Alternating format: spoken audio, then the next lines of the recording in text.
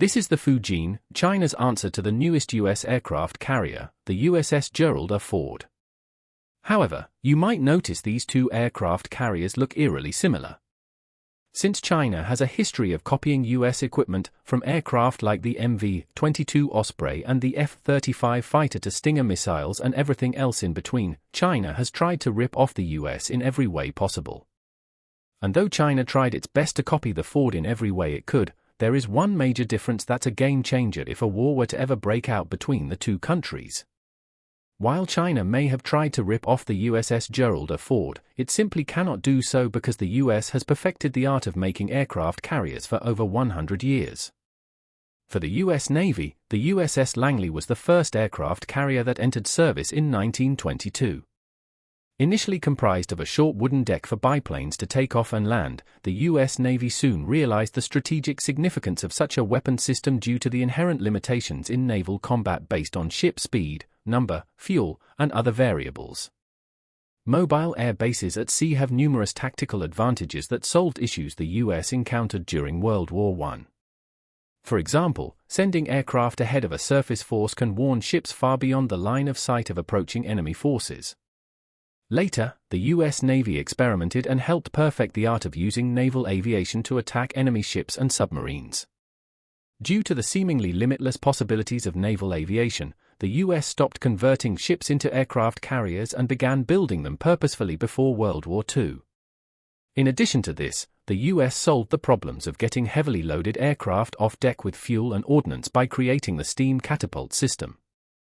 The main purpose of the steam catapult is to launch aircraft off deck by helping generate some of the lift necessary to get them airborne.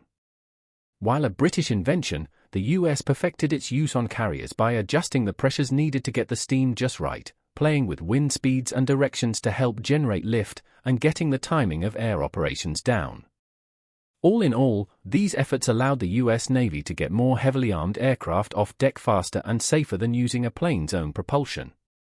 During World War II, the US became the premier world superpower for naval aviation and has retained that title to this day. But in recent years, China has sought to usurp this title. China did not even think about aircraft carriers until the 1990s, when it purchased a defunct ex-Soviet carrier from Ukraine. After more than a decade of retrofitting and testing, the Chinese Navy commissioned its first carrier in 2012. While essentially just finishing the construction of a Soviet carrier, this was an important first step for China as they had never owned or operated an aircraft carrier before. After this historic first step, China produced its own aircraft carrier a few years later. However, this carrier, with only 24 outdated planes, 40-year-old engineering systems, and 60-year-old weapons, cannot match the more than 70 modern aircraft and 21st-century equipment and weapons an aircraft carrier like the Ford can carry. It was not until the Chinese publicly announced the existence of the Fujian in 2018 that the US began to worry about Chinese naval power. But luckily for you, you don't have to invest billions of dollars to combat Chinese naval aggression, since you can do that from the comfort of your own home for free while playing War Thunder. War Thunder is the most comprehensive vehicle combat video game ever made that incorporates ships, planes, tanks, and other types of equipment in massive epic battles. It is free to download on PC, PlayStation, and Xbox. With the ability to command over 2,500 combat vehicles across 10 major factions, you can accumulate hangars and garages full of vehicles that incorporate the best of historic and modern-day equipment to suit your needs and play style. Thanks to a huge team of highly dedicated devs and researchers, our favorite part is that each vehicle in the game is meticulously built so that its individual components, like tracks, engines, and armor, have realistic destruction physics, markings, and camouflage. Join a worldwide community of over 70 million players to get yourself immersed in one of the best military simulator games around. But don't wait too long to download on PC, PlayStation, or Xbox. For a limited time, new and returning players who have not been on in 6 months can receive a massive bonus pack that includes the exclusive vehicle decorator Eagle of Valor, 100,000 Silver Lions, and 7 days of free premium access, among other rewards. Download this totally free game in the pinned comment below to claim your reward and start playing today. Now back to the Fujian. Commissioned in 2022 and with sea trials underway in May of this year, the Fujian is expected to enter the active fleet any day now. But how does it compare to the best aircraft carrier the US has ever produced, the Gerald R. Ford? Both the Gerald R. Ford and the Fujian represent the pinnacle of naval combat power for the US and China respectively. However, it is hard to tell them apart at first glance.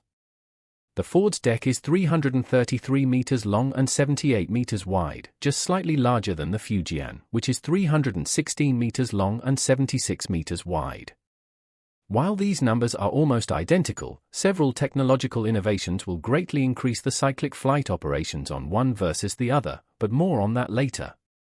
As far as weight, the Ford really outclasses the Fujian to the tune of almost 20,000 more tons, since the Ford comes in at 100,000 tons and the Fujian at roughly 80,000 tons with a full combat load of planes, supplies, fuel, and bombs.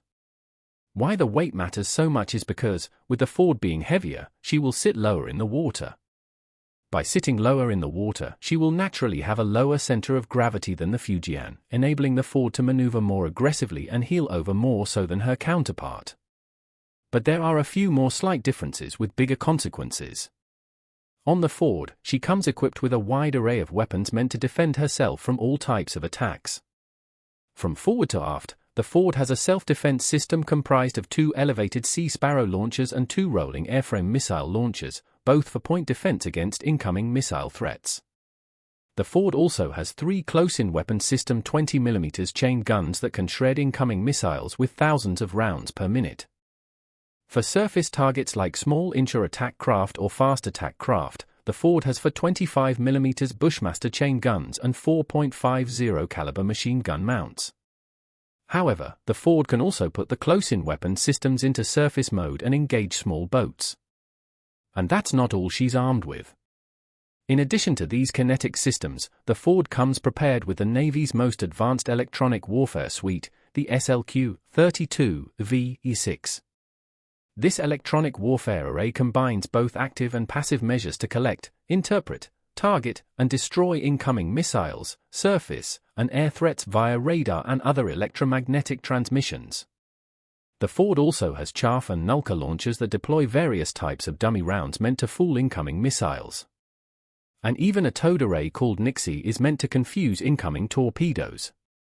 As for the Fujian, its survivability if it got into a fight is much less. While the exact weapon loadout of the Fujian is unknown, we can make an estimated guess based on China's other 2 carriers. Because of this, we can assume that Fujian has around 3 18-cell guided missile launchers filled with HQ-10 surface-to-air missiles. These missiles serve the same purpose as ESSM and rolling airframe missiles on the Ford, but they're less powerful, have less range, and have not been proven in combat unlike American systems. In addition to these, the Fujian will probably have 2 RBU-6000 launchers. These launchers, intended to take out submarines, fire a series of contact-fused mortars similar to the British Hedgehog in World War II and are an antiquated system. Rounding out the Fujian defense system are 3 CIWS-type weapons that the Chinese tried to copy from the American version.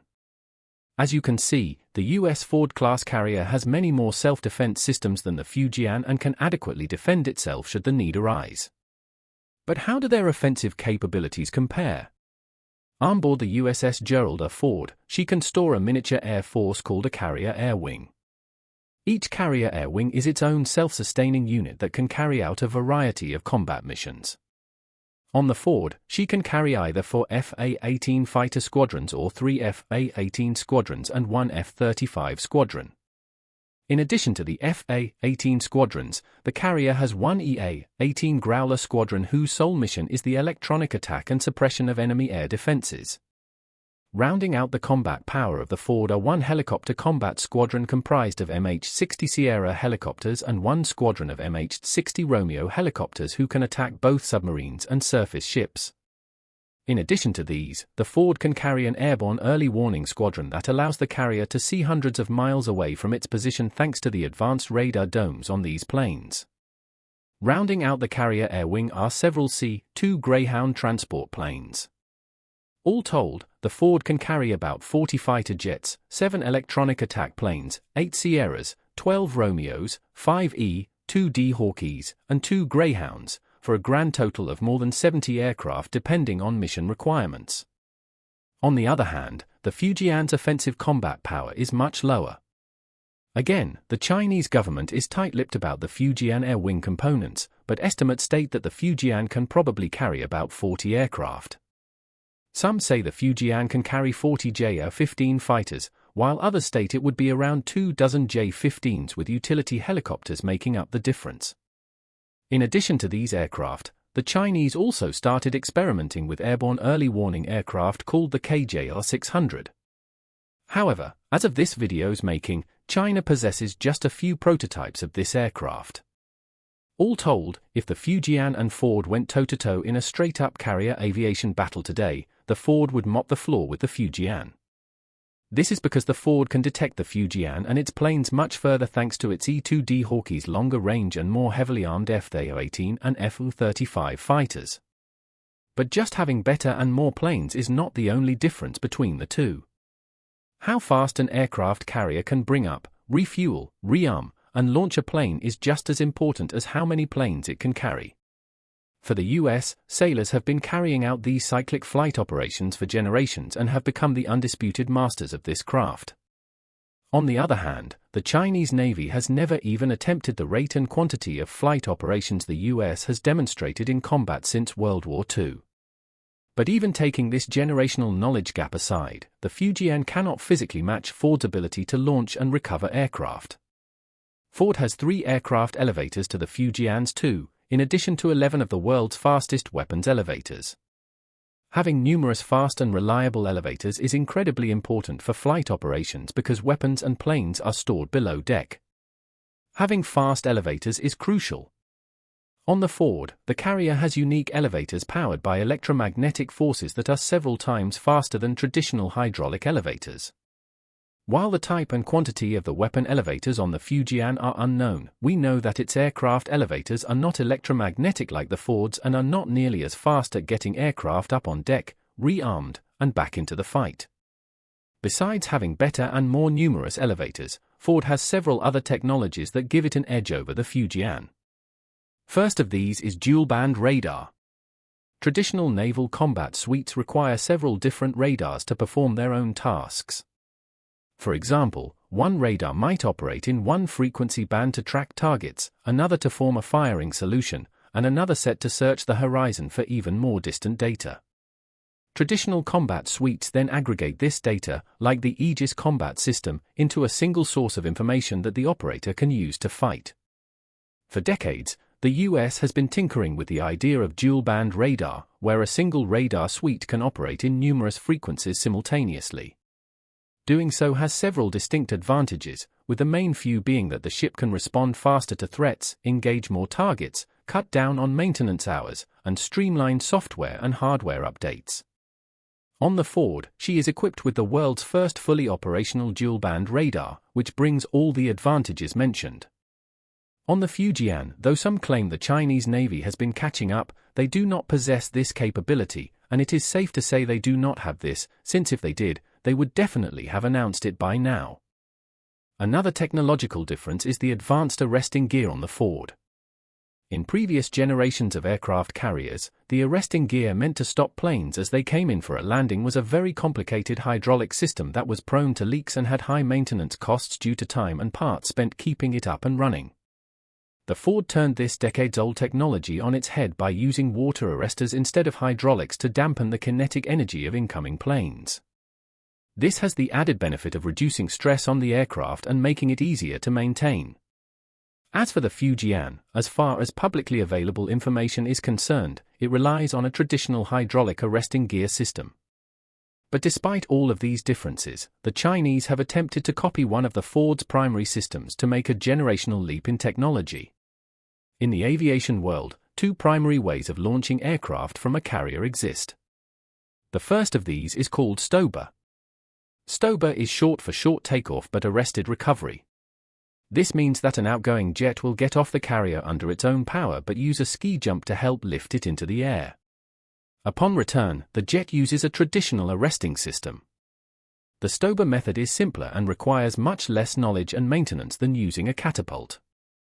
However, the main drawback is that aircraft using this method must be lighter, with less fuel and ordnance, to ensure they have enough lift to get into the air.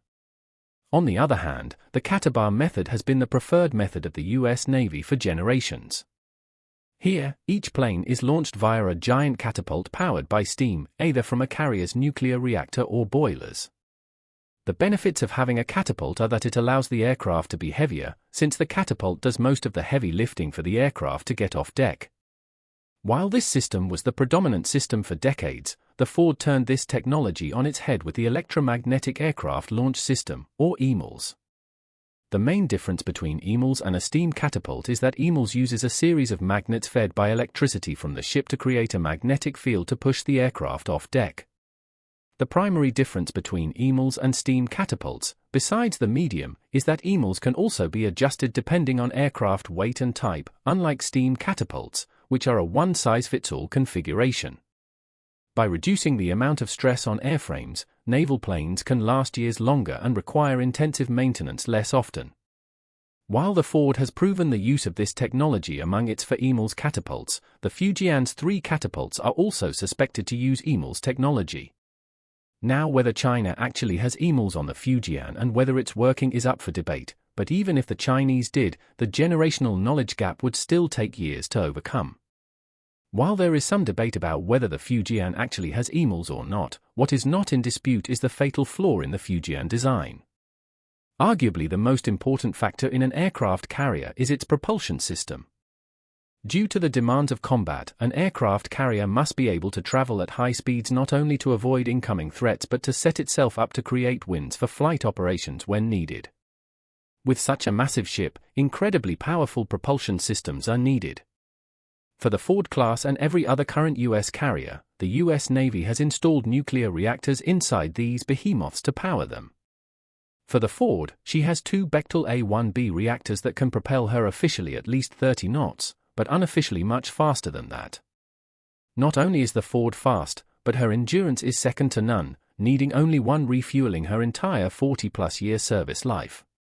The Ford can stay in the fight indefinitely and is limited only by fuel, ordnance, and food for its planes and personnel.